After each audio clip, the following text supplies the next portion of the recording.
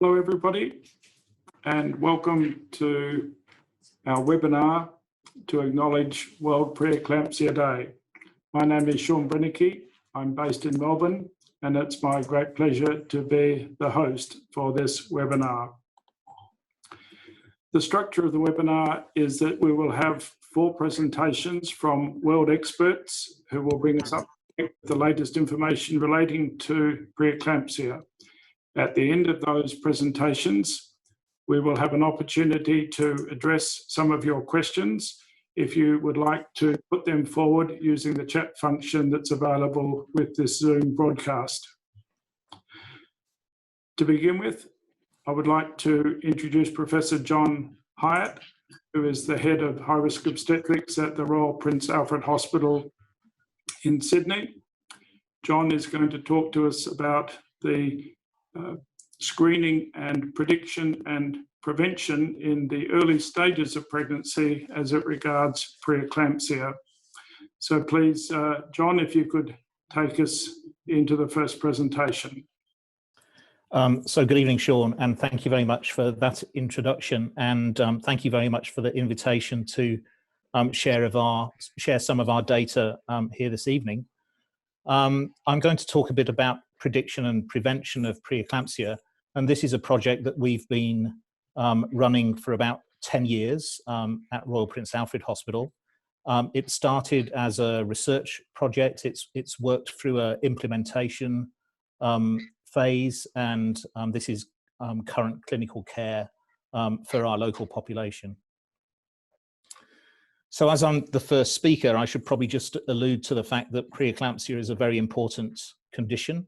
It's relatively common in pregnancy. It affects approximately 5% of women who are pregnant.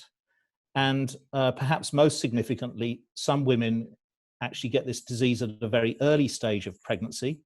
And as this disease is significantly related to the way the placenta works, our typical treatment involves considering delivery. And obviously, if we deliver women very prematurely, those babies have very significant risks.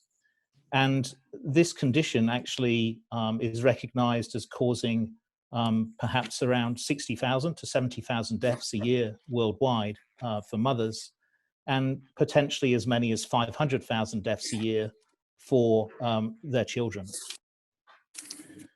So from my perspective, I think if we recognize the significance of this condition, we should also recognize that prevention would be much better than cure. So preeclampsia in New South Wales impacts about 4% of pregnancies. So this is data from one of my colleagues called Sean Seho, who comes from Royal North Shore Hospital. And he actually did a study looking at preeclampsia in subsequent pregnancies. But the data help us here. They show us that about 4% of women in New South Wales get preeclampsia. And of that cohort, about 0.4%, so about 10% of them get preeclampsia at less than 34 weeks gestation. And most of what I'm going to focus on in the next few minutes is actually this condition, preeclampsia with very early onset.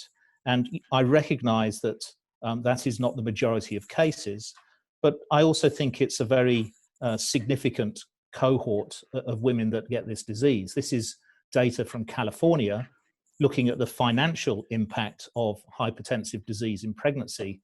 And you can see that this pie chart splits into 3 parts. And overall, they estimated that the costs of preeclampsia are about $200 million. But you can see that really the most significant proportion of that was related to these pregnancies where you have very early preterm delivery before 34 weeks. So one of the things that we now know about preeclampsia is we have a slightly better understanding of the process of how the disease develops. And what I wanted to stress with this rather busy slide is the fact that we recognize that there are stages to this disease process. You can see that on the left-hand side. And in the middle, you can see that we recognize now that the placenta is involved. and then that the maternal vascular compartment is involved. And through a combination of the changes that we see with those two systems, what we then see is an impact on the mother's health during the course of pregnancy. So the mother becomes hypertensive, which means she has high blood pressure and develops other feature associated with this condition. So from the perspective of screening with the view to prevention, what we really want to be able to do is intervene at a stage before the disease has really taken hold. And here what we're trying to do is really intervene at the first stage of this disease process. And I think specifically we need to recognize that that involves prediction and prevention in early pregnancy.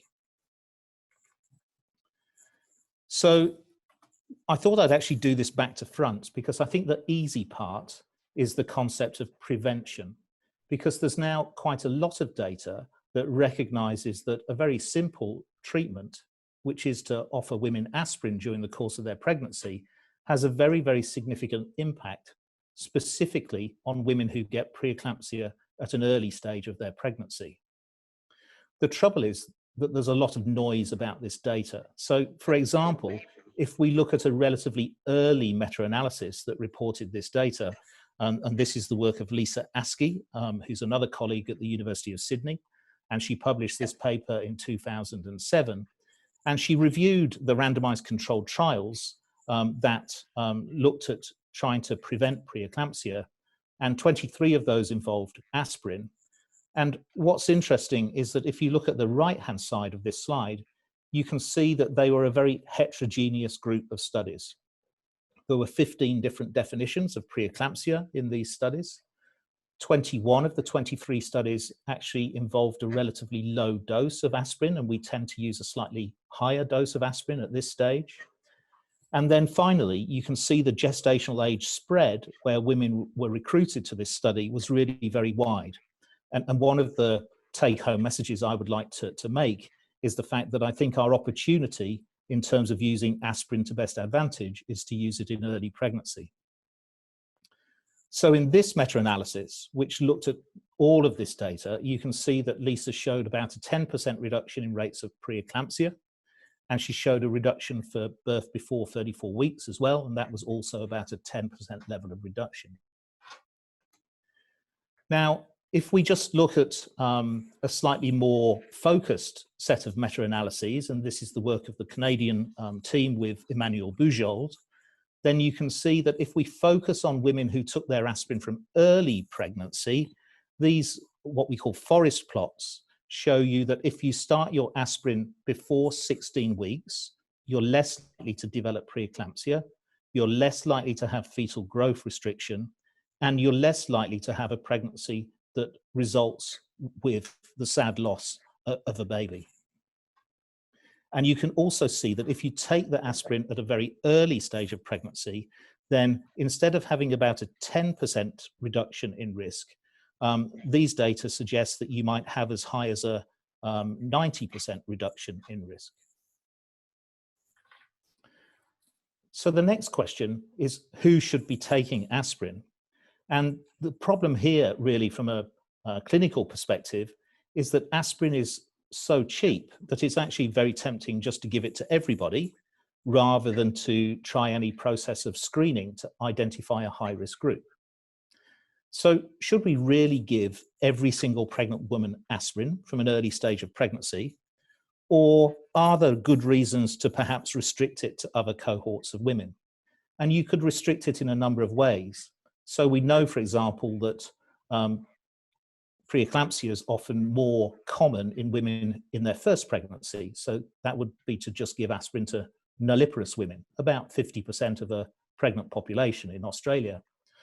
Alternatively, you could give it to women who were deemed high risk. Perhaps they have a number of risk factors. They might be in their first pregnancy.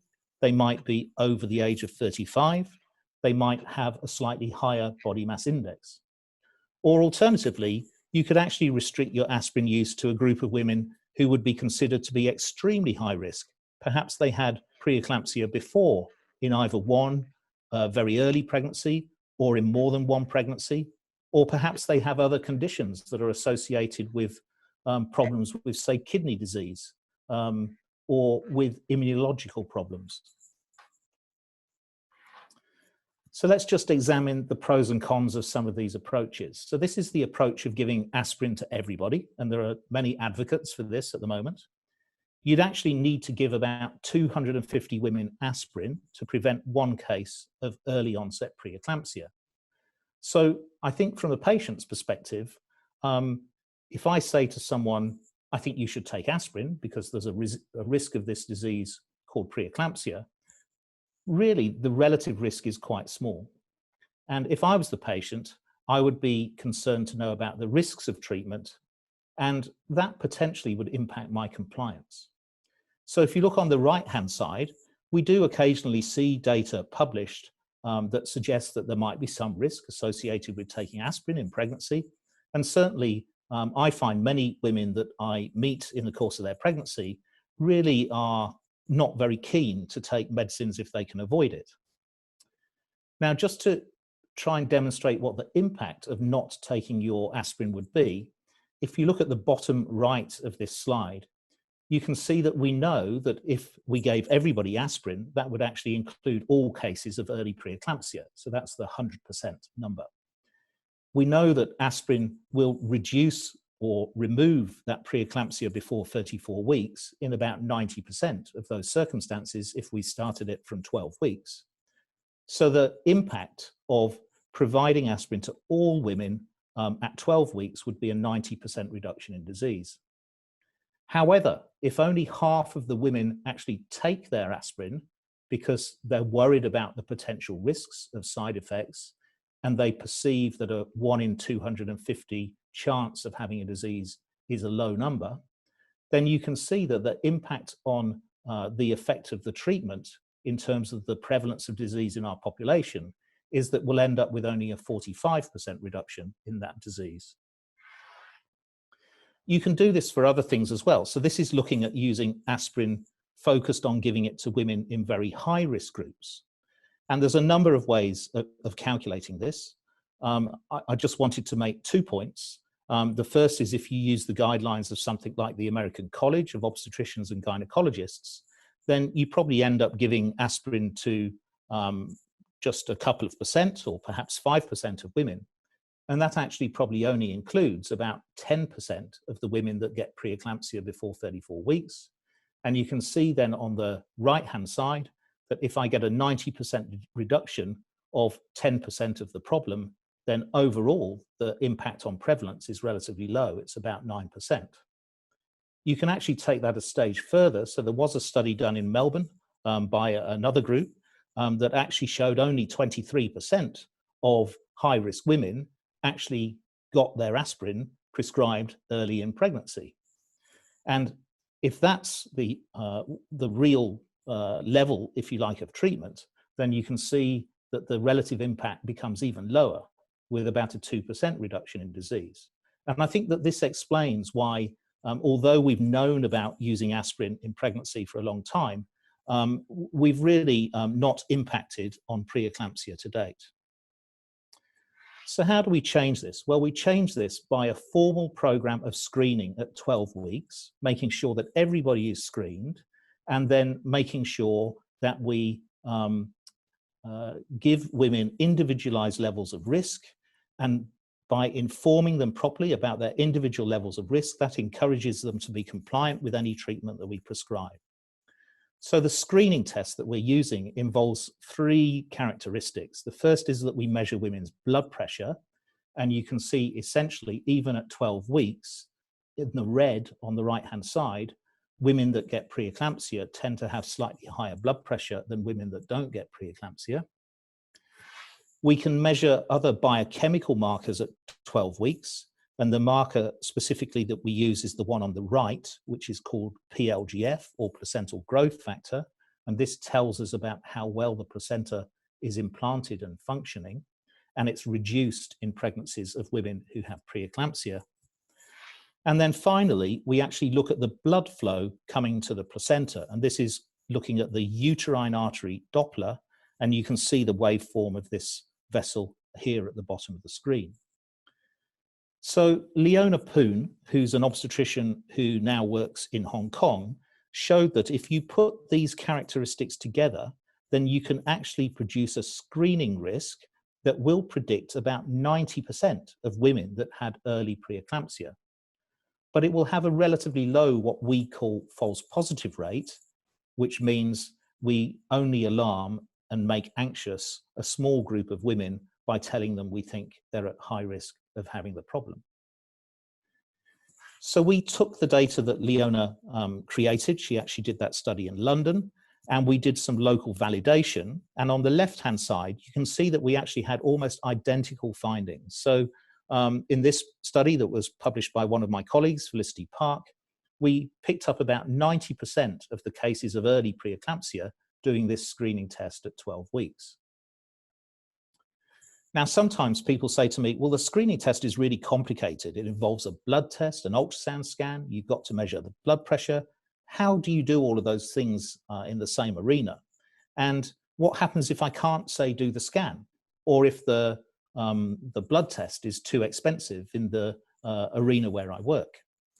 And this top table just shows you how you can actually combine those factors in a different methods. So the fourth one down, for example, is using history and blood pressure.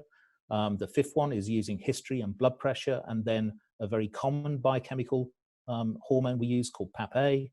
And then the final one is the full Monty. And you can see that in this case, in this study, if you use the full algorithm, they actually predicted 100% of the cases that had preeclampsia before 32 weeks. These algorithms are actually freely available to people, and at the bottom of this slide, I've just put the data from the Fetal Medicine Foundation, which have a website that you can go to that have these predictive calculators that are freely available both to patients and to clinicians. So to take this a step forward, if you identify a high-risk group using this 12-week scan, the next thing that you can do is screen these women or treat these women with aspirin. And this is a big randomized controlled trial that was published in the New England Journal of Medicine a few years ago. And it essentially showed a 90% reduction in the rate of preeclampsia before 32 weeks. So that actually falls in line with the predictions of those meta-analyses that I showed you earlier. Now, we've reproduced the same data locally. We actually published this before the randomized controlled trial. This is a cohort study that we did here in Sydney on the right-hand side. Again, Felicity Park was the first author. And again, we showed a 90% reduction in rates of preeclampsia in women who we had identified as being high risk. So finally, I just want to look at the impact that this potentially has on a health service. We've recently put some data together involving Felicity, who now works in Newcastle, and the health economics unit at the University of Newcastle. And we've been able to show that essentially by doing first trimester screening, if you look at the x-axis here, we reduce the costs to the health service of preeclampsia. And if you look at the y-axis here, we also actually reduce the number of cases of preeclampsia. So from our perspective, investing in first trimester screening is win-win. It actually reduces overall cost and reduces number of cases. And just to put that in some perspective, this is some work that Felicity and I did for the John Hunter Hospital in Newcastle. And we can basically show on the right here that at this point in time, on an annual basis, the hospital spends about an extra $3 million managing women that have preeclampsia compared to normal births. And just across the bottom here, we can also see that a lot of time in terms of admission days is invested in this group. And that really there are two potential values to first trimester screening here. The first is that we can save money and reduce rates of preeclampsia for mothers. But another big advantage to this is we would actually reduce neonatal admissions. And one of the other problems that we have as obstetricians is we often find it very difficult to be able to squeeze more babies into our nurseries. So I'll stop there. Thank you very much, Sean. Thank you very much, John. I introduced John as being based in Sydney, but I think you'd all have to agree he seems to have moved a little further north for this particular presentation, and I'm very envious, John, of somebody stuck in wintry Melbourne at the moment. Excellent presentation, and thank you very much. Our next presentation comes from Dr. Claire Whitehead. She's an obstetrician working in the Department of Maternal Fetal Medicine here at the Royal Women's Hospital in Melbourne. Claire's an NHMRC Neil Hampton Fairley Fellow, and she's going to be talking to us about what we can do during a pregnancy into the second and third trimester to help monitor women who are developing preeclampsia. Thanks very much, Claire. Thank you very much, Sean, for that introduction. And so this is more talking about those women that didn't get aspirin in the first trimester and go on to develop disease in the second and third trimester, and how we can look at integrating new tests into care for them. So unfortunately, our diagnosis of preeclampsia has changed very little in the last few hundred to few thousand millennia. So the symptoms of preeclampsia were first described by Hippocrates back in 400 BC, when he noted that a headache accompanied by heaviness, convulsions during pregnancy was bad. It took another nearly 2,000 years before John Lever, working in London, discovered that protein was present in the urine of women that had convulsions during pregnancy, and that this was a pregnancy-specific disease. And then another 50 years later, the blood pressure cuff was invented. And we were now able to discover that women with high blood pressure in pregnancy and proteinuria had this disease or syndrome that we now call preeclampsia. Moving forward into the 20th century, we discovered that the placenta seemed to be the cause of all the trouble. It was started to be understood that a failure for the placenta to invade properly in the first trimester may be the source of the problem, as John has already alluded to. But the toxins that we were looking for in preeclampsia weren't really discovered until late in the 20th century and early into the 21st century. And we know that there are a number of reasons why the placenta might not work properly, but that when it's not working properly, it releases some of these toxins into the maternal blood. And the ones that we're focusing on for the talk today are SFLT and PLGF, although there are others that are released into maternal blood. And that when these angiogenic molecules are in unbalanced during pregnancy, this leads to the syndrome that we see in preeclampsia with maternal hypertension and proteinuria, and then the other complications that can lead to convulsions, liver dysfunction, platelet dysfunction, and a baby that fails to grow properly. And in a normal pregnancy, there's a balance of PLGF and SFLT, but in a pregnancy that's complicated by preeclampsia, there is an unbalance with a low level of placental growth factor, or PLGF, and a high level of SFLT. And when you combine this into a ratio, you get some additional information, potentially, rather than looking at them alone. So back in 2003, Sharon Maynard, working in the US, was able to demonstrate that in pregnancies complicated by preeclampsia, the level of SFLT was higher, and that this seemed to correlate with the severity of disease.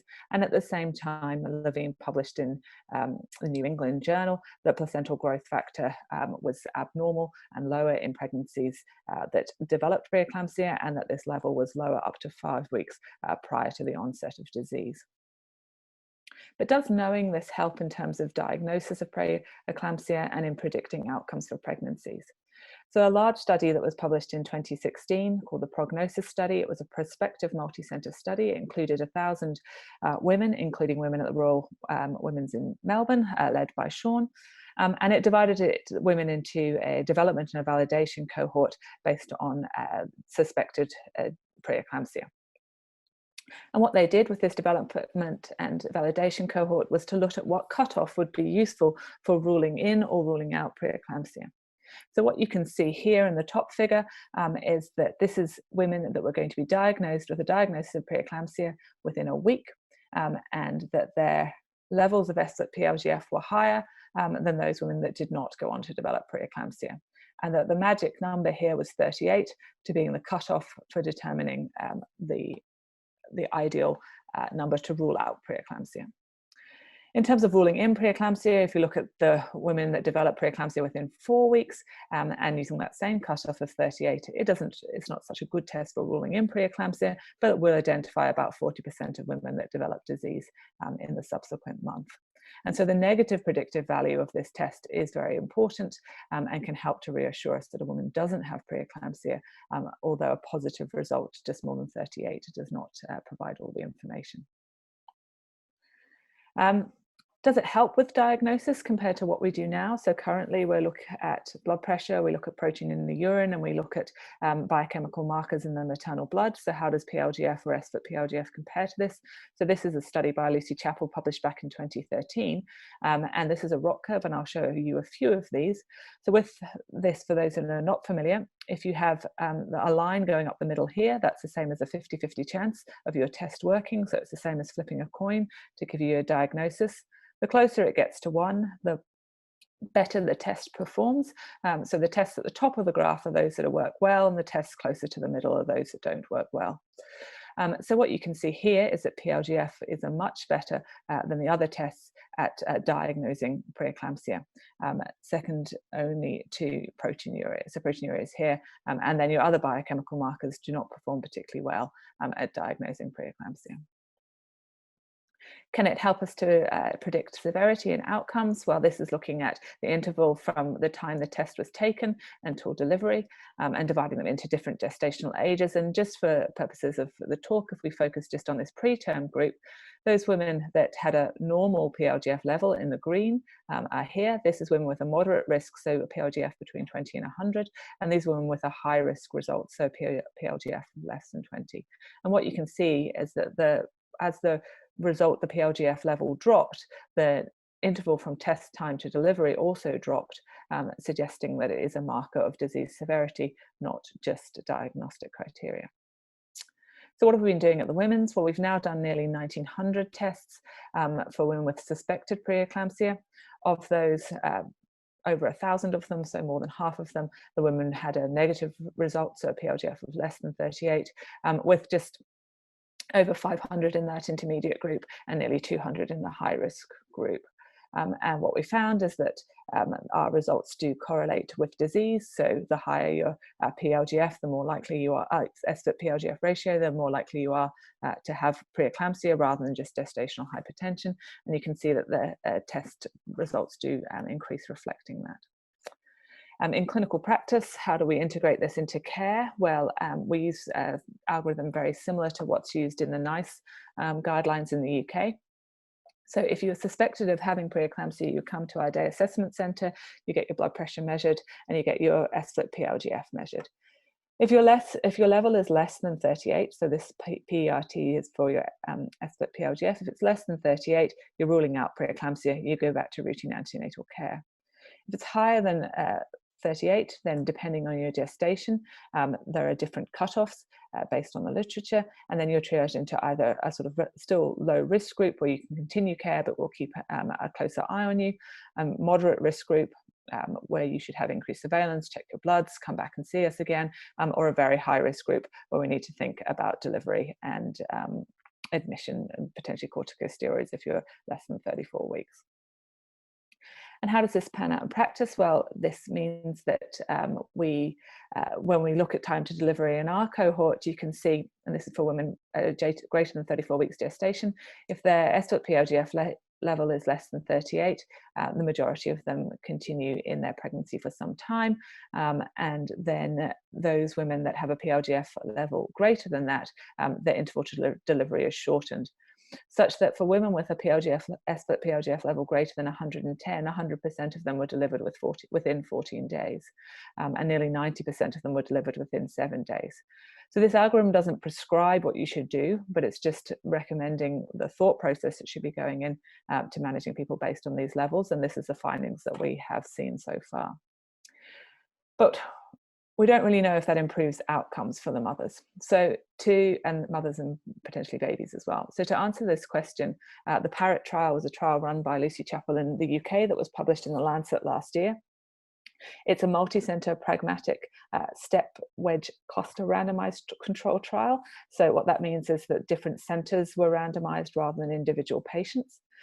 They included 1,000 participants. Half of them were allocated to reveal testing, which means that they had their blood test done and the clinicians looking after them knew what the blood test result was.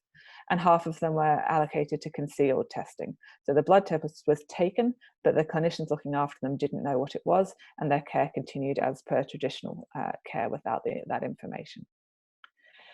What outcomes did they find in this trial? Well, they found that if the clinicians knew what their what their PLGF level was, that the time to diagnosis was less.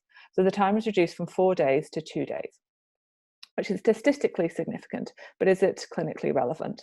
Well, it may be for some of those preterm gestations where you're thinking about transfer to a tertiary centre or admission for corticosteroids, but it clearly isn't a big difference in time for other people. What about outcomes for these families? So for the mothers, they looked at a composite adverse maternal outcome, and they found that there was a statistically significant drop in adverse maternal outcomes in those women where their clinicians knew what their PLGF level was. And so what you should see here, although the actual number here is very similar, the denominator was different for the two groups, and that is potentially a problem with the trial. When we look at what some of these adverse maternal outcomes were, in the concealed group, there were 5 severe adverse outcomes. This happened in 4 women, and these include stroke, cardiac arrest, and eclampsia. So the argument could be that if you know the test, you can prevent these adverse outcomes from happening. What about for the fetus and for the pregnancy? Well, some of the concerns from earlier studies were that if you knew what your PLGF level was, you may intervene earlier, deliver these babies sooner, and cause iatrogenic prematurity without any benefit. And so this study looked to try and see if that was part of it, and they found no difference in composite adverse perinatal outcomes. They're the same in both sides. The gestational age at delivery was the same on both sides of the trial. When we look at fetal death and neonatal death, this was not a statistically significant difference. And if we focus just on those fetal deaths that occurred after viability in a non-dysmorphic fetus, so ones that we'd be interested in trying to prevent, we can see that there was 2 in the concealed group and only 1 in the revealed group. So very low numbers, but certainly not a big difference. Neonatal deaths were slightly higher, but again, not statistically significant. So potentially knowing your PLGF can improve outcomes, but I still don't think we actually have the answer in terms of whether this is helpful. So we think we need to focus more on a particular group. And so there is equipoise clinically about what we should do with women between 34 and 37 weeks. Do they benefit from delivery if they have preeclampsia, or is it better to leave them undelivered? And so for the mothers, potentially it's better to deliver them currently, for the babies, potentially not. But if you could define which phenotype of women would benefit from delivery, then we would be able to improve our outcomes for both. So we're proposing a study where you would, again, randomize to a concealed or a revealed group. If your SFP-PLGF level is less than 38, you just continue your low-risk outpatient care. If your SFP-PLGF level is in that intermediate group, they could be managed expectantly and delivered at 37 weeks. Where if their SFP-PLGF level was in the high-risk group, these women may benefit from immediate delivery. And so that would be what we would recommend. And we will then look at what the maternal and perinatal outcomes are to see whether this can help to optimize outcomes in this group. What about not diagnosis of preeclampsia, but screening for preeclampsia? So this is a study taken from by Gordon Smith in Cambridge, and this is looking at 4,000 women. It's a low-risk population of first-time pregnancies, and they took SFP-PLGF levels at 28 and 36 weeks. And again, you see our ROC curve, this time with an area under the curve of 80%. And what they found is at 28 weeks, when women are normally coming for a gestational diabetes screening, if your SFP-PLGF level was less than 38, 99% of those women did not develop preeclampsia. So again, it's a good negative test. If your SFP-PLGF level was higher than 38, it didn't guarantee that you're going to get preeclampsia, but 30% of those women develop preterm disease. And if you increase the cutoff for the SFP-PLGF level to more than 85, 60% of those women will develop preeclampsia, requiring preterm delivery.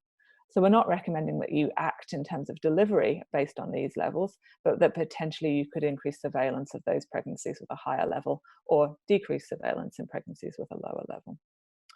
When you look at 36 weeks, it's an easier clinical question, but again, the area under the curve is very similar. When we look at an SFP-PLGF level of less than 38, 99% of those women did not develop preeclampsia with severe features. But if we look at those women that had an SFP-PLGF level of greater than 110, 40% of them did develop preeclampsia, and 20% and half of them had severe disease. So again, a group that may benefit from intervention. So the next step could be whether we do a randomized controlled trial now to look at whether screening for preeclampsia using SFLT and PLGF improves outcomes. So this could be taking a blood sample at 28 weeks, again, randomizing to concealed or revealed groups, and then managing care appropriately based on that. So a low SFLT PLGF level, continue routine care, a high SFLT PLGF level, increased surveillance. And again, the same question arises at 36 weeks, that the concealed group would continue usual care, the revealed group could be triaged to low risk care, increased surveillance with a timely delivery at term, or in the high risk group, expedite delivery within the next 7 days. One of the interesting things about this at this time is that we're all dealing with the coronavirus pandemic, and our move from regular antenatal appointments measuring blood pressure to more of a telehealth model of care. And so identifying those women that are safe to have telehealth and those women that would benefit from ongoing face-to-face care, this may be a method that we can use to identify the pregnancies that are at risk and that need to be seen.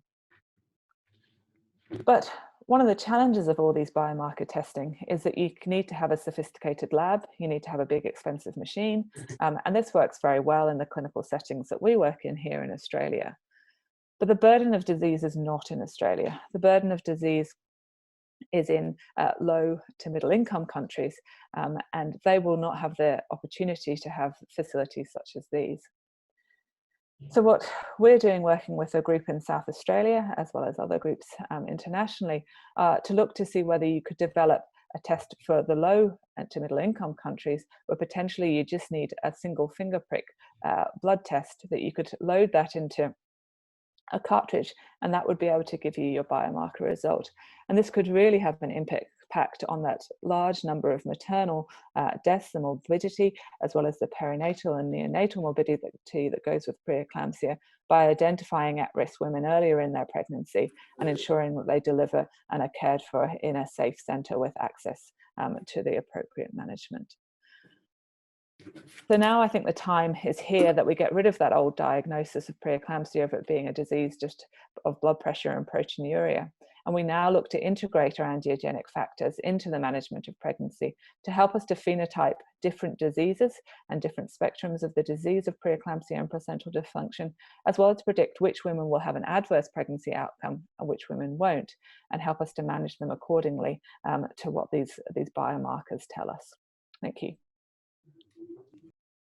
Thanks very much, Claire. I can see that not only do you have a stellar background there, but you also have a stellar presentation, so very well done. I'd like to remind everybody that if they have any questions that they'd like to put to the speakers, they're very welcome to use the chat function available with the Zoom platform. And now I'd like to move to our third speaker. We're blessed to have Professor Laura McGee, who's a Professor of Women's Health at King's College in London, and also the current president of the International Society for the Study of Hypertension in Pregnancy. It's a very busy day, I'm sure, for Laura, given the events that are being planned all over the world that are calling on her time for this World Preeclampsia Day. But thank you very much for finding some time for us this morning, your time in London, and we look forward to your presentation. Thanks, Laura. Oh, thank you so much, Sean. It's really generous of you to include me in your fabulous event. And it's a very civilized time for me. I recognize it's Friday evening for the rest of you. So thank you for helping to give us the day to focus on the condition. It's our fourth World Preeclampsia Day, as you well know. I think the Preeclampsia Foundation's premier pictures of you signing the charter, Sean. So I have no disclosures relevant to the presentation, and what I wanted to do is to comment on the key evidence-based strategies for preeclampsia, and sometimes bringing in general pregnancy hypertension information as we must. And I think there are really the key steps are to diagnose preeclampsia properly in terms of blood pressure and other features, to estimate the risk of adverse outcomes so that we can be very clear in our own minds about place of care, timing of birth, and any other interventions that are required, to choose antihypertensive therapy and have a target in mind, so know exactly what our goal is, and to time birth. And the last speaker Amanda will consider the long-term health implications, but I feel they are critical to mention in many of our discussions with women, and so I just wanted to have them there for face validity. So the International Society has for some time advocated a broad definition of preeclampsia. And I wanted to highlight, one of the joys of giving presentations from home, there are other bodies in the house to answer that, so I'll just press on, if I may. So hypertension, of course, accompanied by one or more of the following new onset conditions at 20 weeks or more. So proteinuria, of course, as the traditional definition, but also other maternal organ dysfunction. And highlighting, of course, maternal symptoms like headache and visual symptoms, epigastric pain, as well as uteroplacental dysfunction. And I agree entirely that we need to integrate angiogenic markers into this definition. ISSHP intends to do that in the next round, because it really is quite confusing clinically. So the message on Preeclampsia Day this year is to check, know, and share. Check your blood pressure, know your values, and share them. And it's very topical given COVID-19, when we have unprecedented numbers of women measuring their blood pressures at home. Now, this is something that can be offered to all women. It's an equity issue now. We have heard this evening that preeclampsia is a global phenomenon, and women in low and middle income countries are more often and more severely affected. And the cradle device manufactured by Microlife gives us the opportunity to offer all women accurate blood pressure measurement. It's validated for use in pregnancy and preeclampsia according to the British Hypertension Society protocol. It's the first device in the world to achieve WHO standards. The battery is suitable for the developing world, and it requires minimal training, and it's extremely popular and low cost. Just a word of warning, just to remind all of us that the British Hypertension Society criteria are perhaps as stringent as we think they may be. So a grade A rating means that 60% of the time you will get within 5 millimeters of the true reading. And so it's important that women and clinicians compare their measurements in the office to ensure that we're all on the same page. And one of the pluses that has come from COVID-19 is the rapid issuing of detailed guidance, because much of home blood pressure monitoring has been relatively unadvised, not as many tools for pregnant women. And this is the check page from the Preeclampsia Foundation, which is very specific here about what you need to do to prepare, what you shouldn't do while you're resting, although I think not looking at your smartphone should be on there, and then exactly how you take your blood pressure. So fantastic resources available to all of us.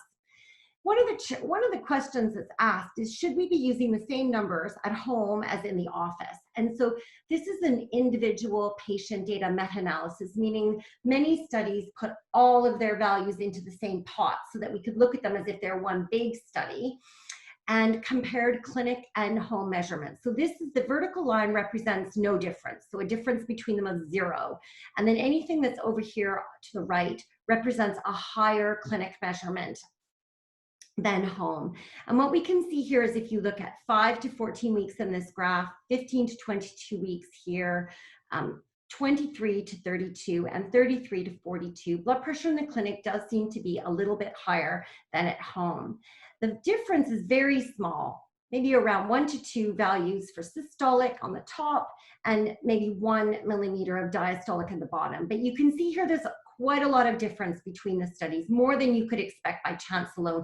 And you can see that as they're sort of bouncing around here on the graph. Now, what they also did was they said, okay, we're just going to put into the pot the 6 studies and 140 women who were already hypertensive and who were asked to monitor their blood pressures at home. And what you see here, again, exactly the same setup as the last slide, is that clinic blood pressures seemed to be higher. They really did. And that was whether you looked at early pregnancy, mid, or late pregnancy. The differences were more dramatic, perhaps 10/5, but you can still see here that there's a lot of difference between the studies, particularly at the earlier gestational ages. And when you're looking at this very small number of women involved, it still seems prudent that we should probably be using the same blood pressure criteria at home as in clinic for now, at least. So we've talked about checking. What about the knowing part? So it's knowing your blood pressure as well as knowing your risks. And so I'm going to start with that. We're now able to take the blood pressures that women are measuring at home, any protein that they're testing in their urine, and the symptoms, which of course they are in the only position to measure and can report at any time, and use a model to estimate risk, so not to treat all of these things as equal. Mini-PEERS, or Preeclampsia Integrated Estimate of Risk Score, was developed in the underdeveloped setting where you don't necessarily have all the labs, but of course you don't have the labs in the home setting either. And I just wanted to highlight the independent predictive value of 3 sets of symptoms. Headache or visual symptoms, of course. These symptoms are common and we always ask them, so that's fine. Chest pain or dyspnea are independently predicted, and they're not common, but they're very important in the model. And I would just like to encourage everyone to put them on the routine list of questions if you're not doing that already. And then there's vaginal bleeding with abdominal pain. So this can be used to estimate the risk of problems in the next 48 hours and help us space our contacts or visits to hospital. And of course, now we're getting much better at communicating risks. So we can use infographics to show the risk of an adverse outcome for women. So this is 8%, or 8 out of 100 women. And then we can also show that if your risk is 8% of running into a problem in the next 48 hours, that risk is carried the risk is higher for about 1/3 of women, and it's lower for about 2/3. Now, you also need to know your number. So for giving antihypertensive medication, this is like dialing a thermostat, is that we need to know what we want the temperature to be, and we need to titrate it. And this was done in the CHIPS trial using a very simple algorithm. So in 15 countries and 93 centers. And in the tight control group, which halved the risk of severe hypertension, the target diastolic was 85. And so if the blood pressure was 81 to 85 diastolic, there was no change in medication. If it was 80 or below, then the dose of medication was decreased, or if the woman was just on a small dose, it was stopped. And then diastolic greater than 85, medication was increased or started. And there are now 5 international guidelines, including Australasia, the UK, Canada, the International Society, and Poland, actually, who are recommending tight blood pressure control. So in just about 1,000 women, mainly chronic hypertensives, they were randomized to a target diastolic of 100 or 85. And I just want to highlight that most of the women didn't need blood pressure medication for most of the time. And so their average blood pressure was not 150/100. It was 139/90. And it was 133/85 in the tight control group. So it wasn't in their boots. Now, while the majority of women in both groups took antihypertensive therapy, it was less common in the less tight group. So what happened to the baby? No increase or decrease in adverse outcomes. So our primary outcome was pregnancy loss or high-level neonatal care, so a measure of death or illness. And it was exactly the same, 31% in both groups, with no sense we lacked power. Our secondary outcome was serious maternal complications, which included death, and the major one was blood transfusion, and it was 3.7% versus 2%. So only 28 events overall, no difference. And 16 versus 8 of those were blood transfusions, all of which were administered, all women having received them postpartum. And in the new core outcome set for preeclampsia, which is coming out today in the British Journal, postpartum hemorrhage is now is a core outcome for preeclampsia. Severe maternal hypertension was substantially reduced in the tight control group, and I'm going to come to that as the importance of an outcome, but also just want to highlight that low platelets, so under 100, not under 150, but under 100, significantly less frequent with tight control, as were elevated liver enzymes with symptoms. So some of the other manifestations that appear in all of the guidelines as important in managing these women. So severe hypertension is an outcome worthy of avoidance. We looked at its relationship with outcomes for babies and for mothers in the CHIPS data set. And we adjusted for preeclampsia because we all agree that preeclampsia is an important outcome to avoid adverse outcomes for mothers and babies. And what we can see here, if you look over on the right and the yellow p-values that are clearly less than 0.05, is that severe hypertension increases the risk of adverse outcome for the baby. And that's even if you adjust for preeclampsia. And the same is true if you look specifically at small babies. And of course, we see similar results for preeclampsia itself, adjusting for severe hypertension. Severe hypertension also increases the risk of adverse outcomes for the mother. Now, this is the CHIPS secondary outcome. And there was a significant increase with severe hypertension, although adjustment for preeclampsia eliminated that. And then very preterm birth, again, severe hypertension independently associated with very preterm birth. So it's an outcome worthy of avoidance. We've been asked, could you use less tight control apart early in the pregnancy and tight control later? And this was a question that was really stimulated by Ben Mole. There is no gestational age at which less tight control is better for the baby. So here's a graph, it's less tight versus tight control. So when the gray zone is below the red line, that means less tight control is better because these are all adverse outcomes. And what we can see here with gestational age on the x-axis is that up until about 24 weeks, if you use less tight control, you have a lower incidence of birth weight, less than the 10th centile. So you say, but then why didn't it make a difference for babies overall? And that was because you saw an opposite effect on preterm birth, such that there was no difference at all in the primary outcome of death or illness. Again, same pattern for the mother. So if you use less tight control early in pregnancy, leading right up actually until the end of the second trimester, you have significantly more severe hypertension in the mother. The pattern of preeclampsia looked similar but wasn't significant.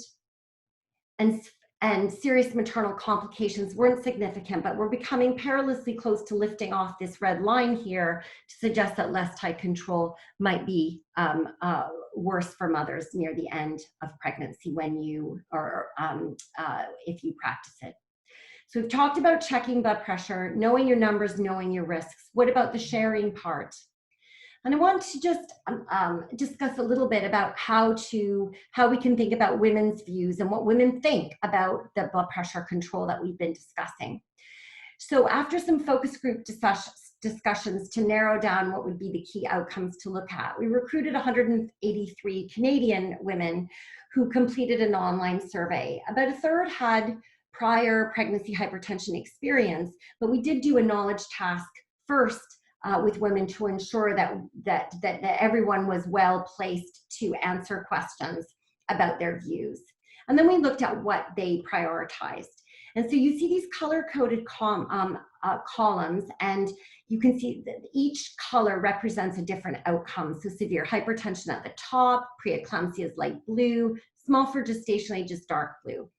And you can see here the dots representing the number of women, that about half of the women were in group one. They were equal prioritizers. They thought that these outcomes were important, but they didn't have strong views on one versus the other, even preterm birth here or small for gestational age.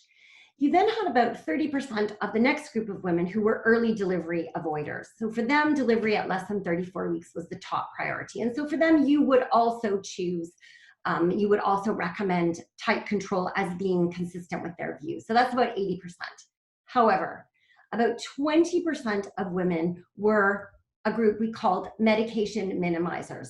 So for them, it was absolutely critical that they minimize medication, even though they accepted that most women would still require some antihypertensive therapy. And for those women, less tight control would be most consistent with their views. So there are decision aids now which can help us have these structured conversations. They come in different forms. The one published by NIHR in association with the new NICE guidelines in the UK is quite different from the one that we've published on the website related to this prioritization work. And I would really encourage everyone to log on and have a look and tell us what you think. There's feedback on the UBC website, and then NICE also has an email address. And then just one final word about timing of birth, because we have actually a lot of high quality evidence now to help guide us as we move forward and incorporate biomarkers. And the first is between viability and 33 and 6 weeks. There are just a few small trials that suggest that we should consider expectant care in order to gain gestational age and decrease adverse neonatal outcome. But of course, that has to be in centers able to care for very preterm infants. Between 34 and 36 weeks, we should discuss initiating delivery, as it decreases maternal but might increase neonatal risk. So this is a complex decision that women need to be involved in. And the neonatal risk is a particular concern where antenatal corticosteroids are not prescribed up to later gestational ages. And then at 36 to 36 and 6 weeks, again, discussing initiating delivery, because there's some evidence that the neonatal risks may not still be there. And so therefore we could perhaps focus more on decreasing maternal risk. At 37 weeks and beyond, the HEPATAT-1 trial has shown us that the best approach is to initiate delivery. So I just wanted to thank everyone for including me in this webinar, in your event. It's an absolute delight. And as this is our 4th World Preeclampsia Day, the next logical breath is to talk about the 5th. And so I would encourage everyone to think about how we can do that, how we can involve partners, and how with the World Hypertension League, and how we can really continue to expand the visibility of our very important area. Thank you so much. Thanks very much, Laura. A splendid presentation. Very generous of you to give us your time, and also to share your domestic environment with us in this of COVID-19. Our next presentation comes from Dr. Amanda Henry. She's an obstetrician working at St George's Hospital in Sydney. She's also an NHMRC Early Career Fellow. And Amanda's going to be focusing on what happens after a woman's had a pregnancy complicated by preeclampsia. Thank you, Amanda. Thank you, Sean, and thank you to you and the Women's and AAPEC for inviting me to talk on this World Preeclampsia Day in a very important aspect of what happens afterwards, because it's not over until it's over. I'd just like to acknowledge that I'm giving this presentation from Bidjigal country of the Eora Nation of the Sydney Basin to pay my respects to elders past, present and emerging, and particularly to any Aboriginal or Torres Strait Islander peoples who might be joining us online today. I like to show this slide with my presentations from NAIDOC Week, our First Peoples Celebration Week from a couple of years back now, because I just love the slogan, because of her we can, and I think that that speaks to us both for First Peoples and for all of our women that we care for. Because of her we can, and yeah, because of her we must. I have public funding, but no industry funding and no relevant conflicts for this presentation. So just wanting to go through the effect of hypertensive disorders of pregnancy history, preeclampsia and others on a woman's health life course, what we can do in the postpartum period, so the early time after baby's born, to give us some clues, and then to talk about that long-term risks are not destiny, and where we are placed with education, intervention and prevention. So I guess sitting underneath the higher level research and planning that we're involved in is always the human story. And one of our families that we care for at St. George is very much brought home to our team the effects of preeclampsia in a women's health life course, and grateful acknowledgement to Lauren, who's shared her story and these photos, and her family. So Lynn on the upper right was born in the 1950s. She had 3 daughters, including Lisa on the lower right. And one of her daughters was born 6 weeks early with what was then called toxemia of pregnancy, what we now call preeclampsia. And Lynn later developed chronic hypertension and died quite young, only age 66, after a heart attack. Lisa, her daughter, had 2 children, including Lauren. She had preeclampsia towards the end of her pregnancy, with both pregnancies, and her daughter Lauren was born a little bit small, 2.3 kilos. Lisa had a heart attack in 2016, aged just 46, and so was on aspirin, a healthy lifestyle, and understandably worried about her future health. Lauren on the upper right here had her first pregnancy with us at the age of 25, and lovely Lily down the bottom was born in 2015. And Lauren unfortunately developed preeclampsia at 33 weeks, and Lily was born a week later. And Lauren came back to see us initially 6 weeks, then 6 months later. Her blood pressure was normal, her blood tests were all good, she's a non-smoker, normal weight, and she was thinking about the next baby, but very concerned about the recurrence of preeclampsia and really worried about long-term health of herself and Lily.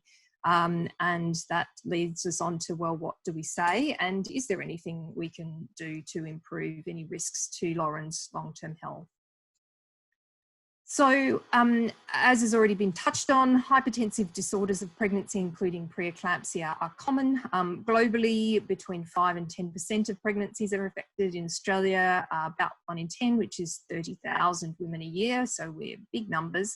And about 3 to 5% of preeclampsia, about that much again, gestational hypertension, so blood pressure without the multi-system features of preeclampsia. And probably this is an increasing proportion as around the world women come into pregnancy older, a bit more overweight, more risk factors generally, 1 to 2% with chronic hypertension. And we've now got really strong evidence from over 150,000 preeclamptic pregnancies, and I think it's now upwards of 3 million pregnancies without preeclampsia, that preeclampsia is associated with ongoing health issues for the mother. For gestational hypertension, so blood pressure only in inverted commas, the evidence is less there, but I think it is now clear that the long-term cardiovascular, so CVD risks are similar. And that's a real wake-up call for, I think, for us in maternity care. We have been, because blood pressure alone, GH usually doesn't, unless women actually get preeclampsia, progress to preeclampsia. Usually the short-term outcomes with GH for mother and baby are very good. And so we've been used to thinking of gestational hypertension as a benign disease, but it's probably not in the long term. And I think that's important in the overall spectrum. And then for those women who have the chronic or pre-pregnancy hypertension, obviously we know already that that is a risk for cardiovascular disease. And these women are in a high-risk group, although we haven't necessarily followed them up particularly well in the past. So what are the risks? And so basically, as per the table, so the risk, the average increase for a woman who's had preeclampsia or any form of HTP over and above a woman who hasn't, is about doubling of the risk for heart disease, stroke, diabetes, about a tripling of the risk for chronic high blood pressure, and kidney disease higher again, although kidney disease is, chronic kidney disease is overall a less common thing in the community over a lifetime than heart disease, stroke, diabetes, for example. Now, there's a few important things to note about this risk.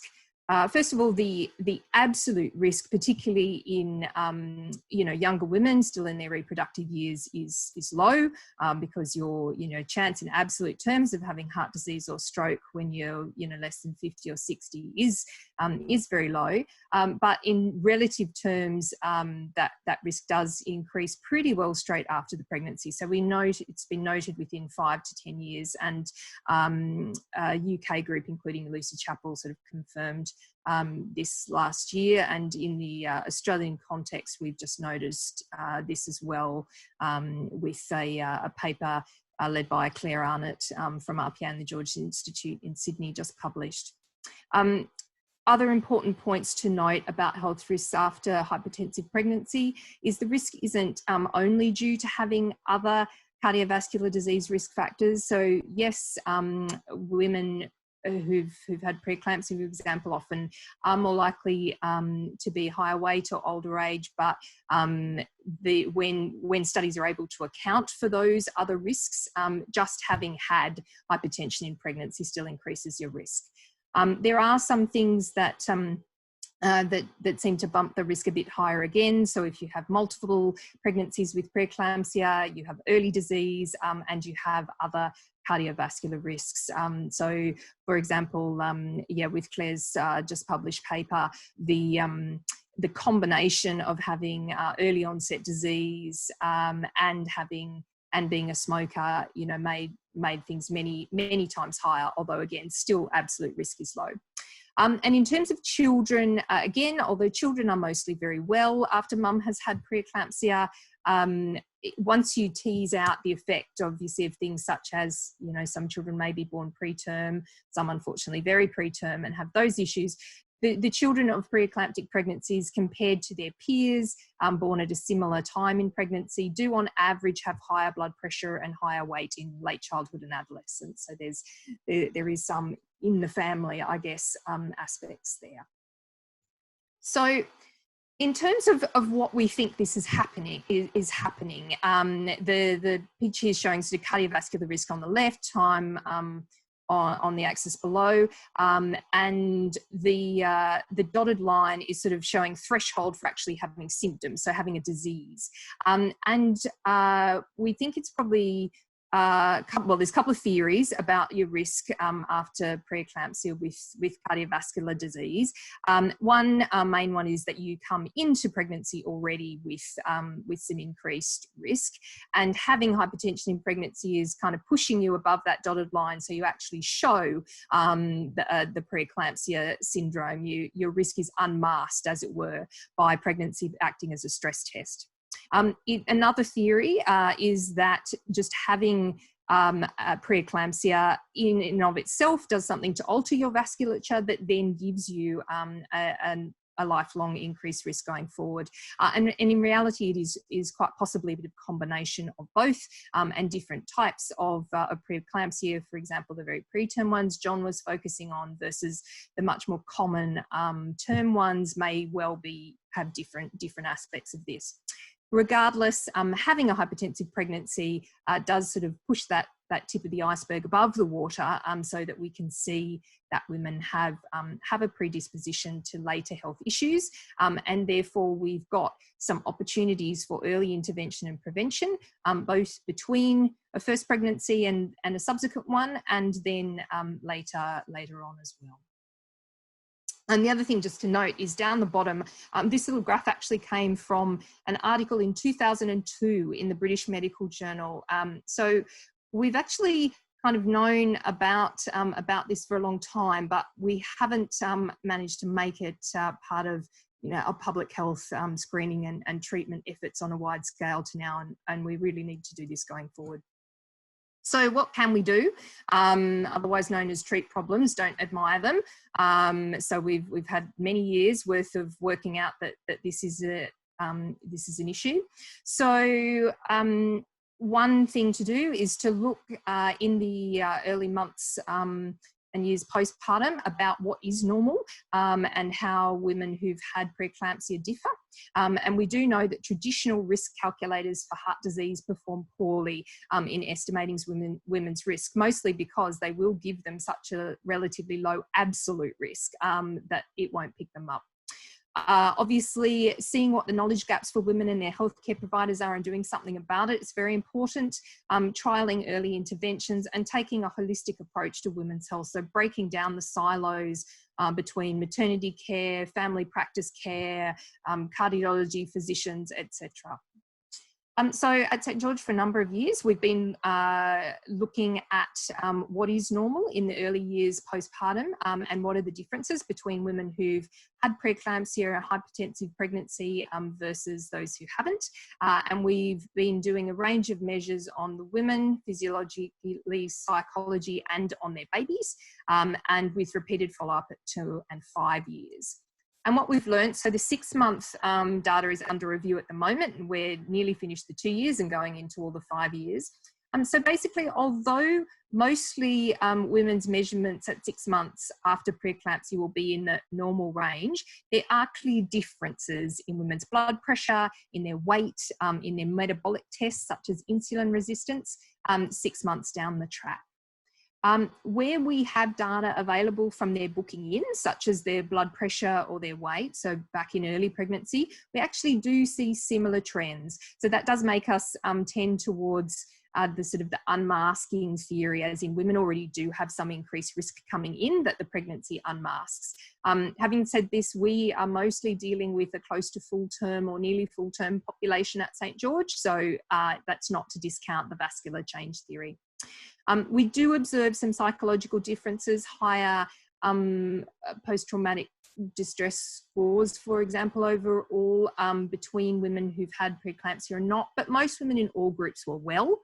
And reassuringly, there was little difference in infant growth and development at 6 months. So what we think we've got from P4 is giving us a reference range for what's normal postpartum and potential tools for risk discussions with women and comparing how they are compared to women who had an uncomplicated pregnancy.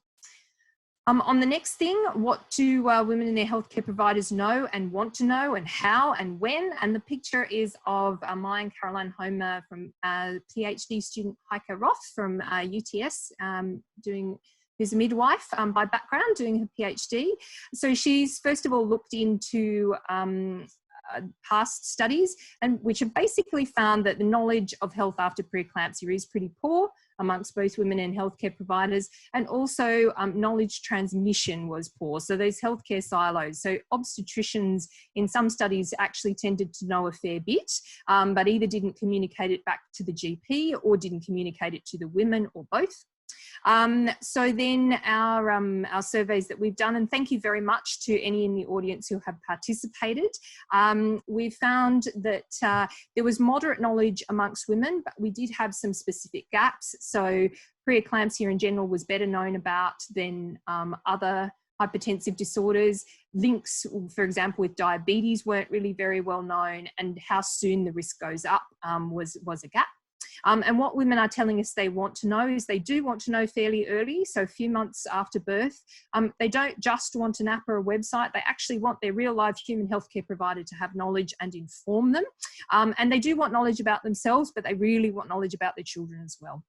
The healthcare providers, interestingly, had gaps in knowledge quite similar to those of the women, and in terms of bringing themselves up to speed, overall expressed preferences for case studies and multidisciplinary things that could be delivered with continuing professional development. So risk is not destiny, so we need to focus on what we can do to improve women's life course health. So both here and overseas, some centres do have postpartum clinics for education, risk assessment and lifestyle or medication interventions as required, but the no-show rate has been pretty high and large studies lacking. And possibly what works in other groups may not for postpartum women who are bringing up a new baby, maybe trying to get back to work, So there's been a couple of ways to try that. One, online lifestyle behaviour change, which is showing some promise. And also our group is currently with collaborators in several centres in Sydney, comparing different methods of follow-up, either with GP or in the hospital for a one-off intervention, or with hospital and then a 6-month extended help with lifestyle behaviour change from our New South Wales Health Get Healthy service. So we'll have more data about what works in the next couple of years. And then, so back to Lauren, finally, what can we say? What can we do to improve health? So yes, Lauren does have both increased risks of recurrent preeclampsia and long-term health issues. We'll see her early and often next pregnancy and start aspirin as per John. Risk is not destiny. Her physical profile 6 months after birth is quite similar to women who haven't had HDP, but keep up healthy diet, regular exercise, and at least some annual blood pressure checks and heart health assessments. And research is ongoing into this area. Check for updates with your doctor and through organisations such as AAPEC. And finally, I would very much like to acknowledge my village. There is too many of my wonderful collaborators and team to list, but there's a photo of some of them at least. Wonderful obstetric medicine research group at St George, initiated by Prof Mark Brown. Our various sponsors for the research. And then just finally, there's a few further resources there that people can look up if they're interested in the topic. And of course, I'm always happy to be contacted at the email at the bottom. Thanks very much. Thank you so much, Amanda, for that excellent coverage of the very important and increasingly important topic of what we need to look out for in terms of what happens after a preeclampsia pregnancy. I'd now like to invite all the speakers to join us on a round table. We have a few minutes left before our webinar finishes, and a number of questions have come through. I'm going to synthesize them for the sake of time, but I'd like to start with the first question to John Hyatt. A member of the audience, John, has said that clearly low-dose aspirin works well for early onset preeclampsia, but what are we able to do about late onset preeclampsia? That's a very good question. I think that there's two issues. The first is a screening issue. So at this point in time, the available screening tests that we have in early pregnancy work much better for early onset preeclampsia than for later onset preeclampsia. And that might be for two reasons. One is just the proximity of when the disease is going to occur in relation to the point when you're doing the test. But the second is that the screening tests we have for early preeclampsia is very much based around placental evaluation. And I suspect for late preeclampsia, the phenotype's more related to a maternal disease where we probably need some other markers. We are actually in the middle of doing a trial where we're looking at using a different drug to try to reduce late onset preeclampsia. The trial is called Espresso, and we're using a drug called esomeprazole, which was primarily designed to treat gastric dyspepsia, and it's a proton pump inhibitor, this drug. And what we actually know is it changes that S-split PLGF ratio that Claire was talking about in the second talk. There's also some interesting data about a drug that can be used to manage diabetes called metformin, which also seems to reduce inflammation in the maternal blood vessel wall.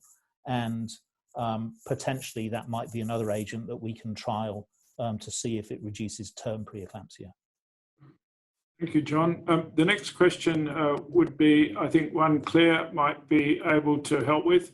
A member of the audience has asked us about these biomarker tests and how frequently do you need to use them during pregnancy for them to be helpful in guiding you about who is or who is not developing preeclampsia? Yeah, so I think from a negative predictive value, they work very well, and that negative predictive value lasts for quite a long time. So a negative test, there's some studies that have suggested if you have a third trimester result that's less than 38, you don't need to test again for the next 4 weeks. Lucy Chappell is currently recruiting for the PARROT-2 trial, which is looking at serial measurements of PLGF, and that will help to answer that question a little bit more. There is some data showing that the difference in your result, even if it's still negative, but if you look at time differences, that predicts your outcome better with your repeated results rather than just a single test. But they are expensive, and so it's always a balancing the cost of repeating tests against the yield that you might get from doing that.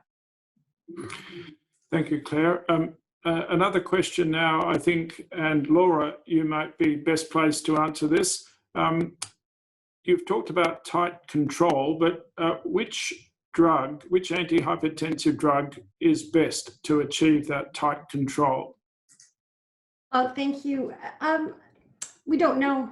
We don't know. So in the systematic review of any antihypertensives versus placebo no therapy, there are many medications that are more that can effectively lower blood pressure, but no clear differences between the medications.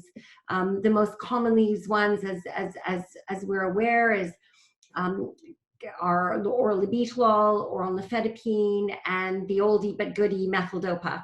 And I think it's reasonable to use any of them. CHIPS, about 2/3 of women in CHIPS used oral labetalol because we needed for consistency to pick one drug. But I think whatever you choose, the most important thing is to know what your endpoints are and work towards them.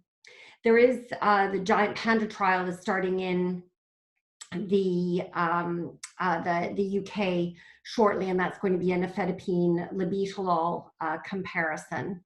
And there's a recent network meta-analysis on chronic hypertension that suggested perhaps that there might be some small differences, but essentially any of the big three would be fine. Thanks very much, Laura. Amanda, a question to you. You've talked about what we should be doing in terms of following up the mother, but what would you suggest would be the process for following up babies who you've said might have some predispositions to health problems themselves? Yeah, thanks, Sean. Question. I'm not necessarily the best person to answer this, not being pediatric. The babies, of course, and children do very much have a regular kind of schedule of follow-ups in the first few years of their life in any case, with vaccination schedules and things in New South Wales, it's the Blue Book, but they're around the country. There are various sort of checkpoints and recordings. And I guess the other thing too to say is that the children that were born preterm or quite preterm will usually have their own follow-up from that point of view as well. And so things can be, any major changes would be picked up there. I guess it's to emphasise that when you look on a population level, we can see the differences with the children, but on an individual level, that's usually mild. So, for example, an average 3 millimeters difference in blood pressure in children in late childhood, that only sometimes is that going to be the difference between a child being, hypertensive or not. Most of the time, it's a grumbling below the surface risk. And I guess I would say if the mother is healthier, then usually overall the family will be healthier. So if we have follow-up programs that include mother and encouraging healthy lifestyle, and part of what BP squared is talking about the health for mum but the whole family as well, then that will also help improve the long-term health of the children. Thank you. A question perhaps to John.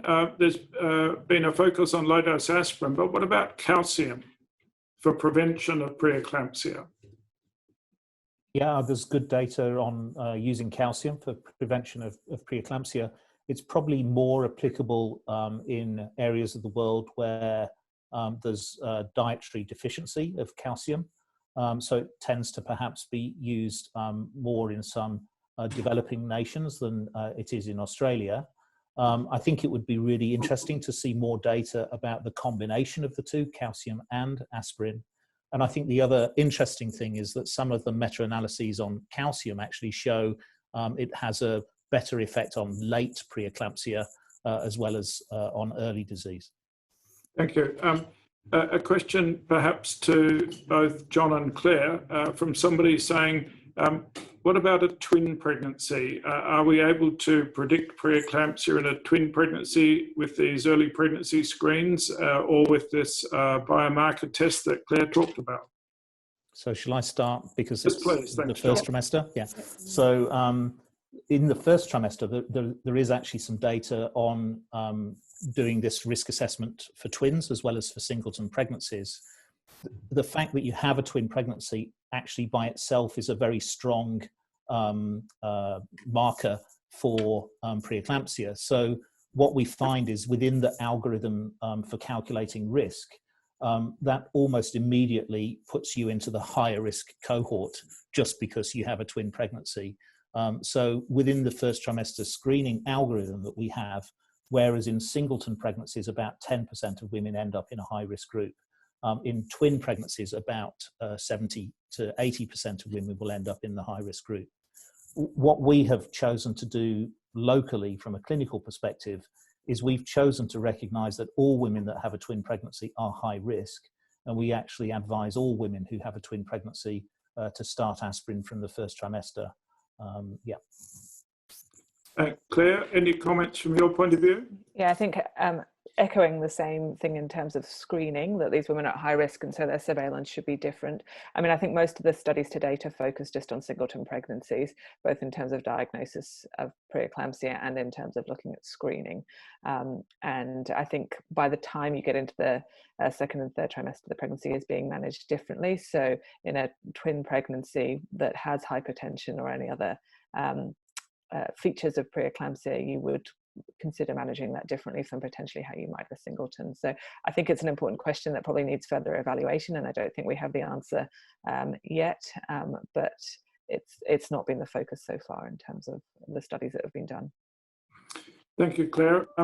We've come to the end of our evening. I would like to thank the speakers for fantastic presentations, and my comments are echoed by a very large number of chat comments that have come through, thanking you all for your time and for your pearls of wisdom this evening. It's been a great opportunity to reach much further than we would normally do for an annual preeclampsia presentation using a webinar technique. And I suspect it's here to stay. Just in ending, I'd like to thank my colleagues Joe Brun and Lionel Tawa for their technical assistance tonight. And finally, I wish you all safety and wellness going forward in this unusual world that we're in at the moment of COVID-19. Take care, all of you, and bye for now.